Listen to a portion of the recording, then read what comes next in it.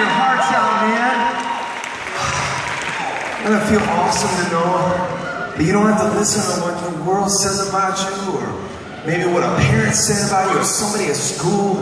Whatever labels this world tries to put on you, the devil tries to put so many lies on your name tag.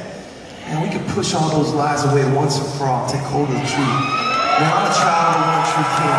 Hudson and Harrison are children of the one true King. Are you children of the one true King? Amen. All right. Sit down. I mean, if you want to. So rude. Thanks, man. Gave all the pics away. The first sentence that I read, the first sentence of that story that inspired that song, it said, "Hello, my name is Jordan, and I'm a drug addict." That was the first sentence. And he said, I started out with so much promise, though. He said, I was a good preacher's kid. He said, and right away that story caught my attention because we had that in common. I'm the preacher's kid, too. He said, I grew up and became an all-American track and field star in college. That was where the similarities in our stories ended. I was worn out just after one lap around this church. So Jordan said, you know, I was a sophomore in college, 7-time All-American, and I thought I was pretty awesome.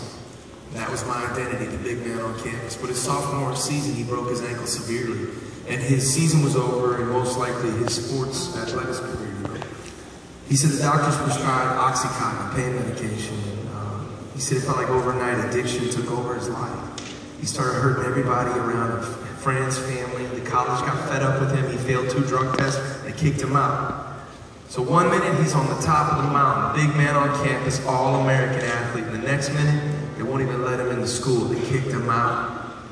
His parents begged him, Jordan, don't quit fighting. This addiction doesn't have to be your whole story. It doesn't have to end here. And so he agreed as a last resort to go to this Christian recovery program, and he spent an entire year there. And he said, while I was there, God began showing me that my whole life I've been searching for my identity. But now I've learned that I'm not defined by my successes or my failures. Those are just details of my life, details of my story. But who I am is who my Creator says I am. He said I graduated from that recovery program, and then I went back to the college that kicked me out, and I graduated there with a master's degree.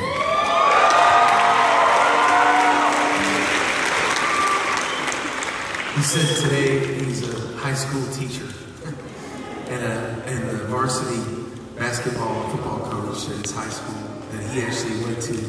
And he said, you know what? I no longer have to identify myself by that defeated title. Instead, I say, hello, my name is Jordan, and I'm a child of the one true King. How about that, everybody? Come on.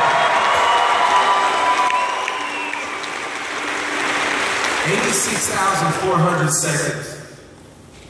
That's how many seconds are in 24 hours. Too many of us waste too many of these, believing the lies that the devil sold us.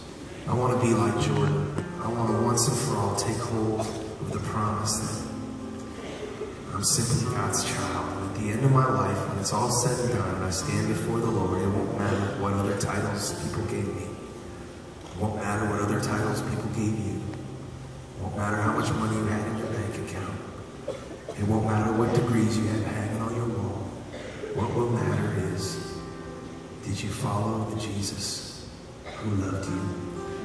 Did you ask him into your heart, and did you embrace the fact that you are royalty, a child of the one true King? That's how I want to spend my 86,400 seconds. How about you? In my own little world, it hardly ever ends.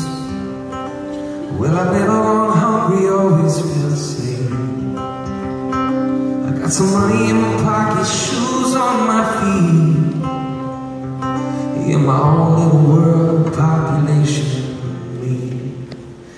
Well, I try to stay awake during Sunday morning church. Don't tell my dad. I throw a 20 in the plate, but I never get it till it hurts.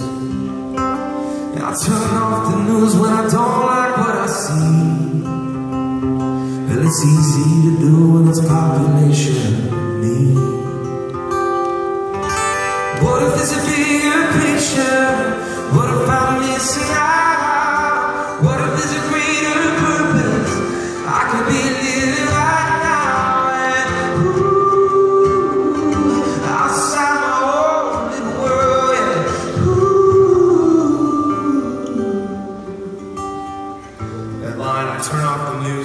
like what I see. Was challenged when I got this other story from a guy. He said he had, accumulated great wealth in his life. He has a successful chain of clothing stores all across America. And he had what any of us would say is the American dream. All the money he wants, success in business. But he felt God was stirring him to be about a greater cause. And he stumbled across a documentary on CNN that was about the topic of human trafficking that's happening in places around the world like Cambodia, but also in places like Florida. And God just broke his heart for these women who were being held in a prison and being made to feel worthless, being held captive. And he thought, well, what can I do? Wow, what a powerful and dangerous question to ask. And he started a ministry called 3 Strands.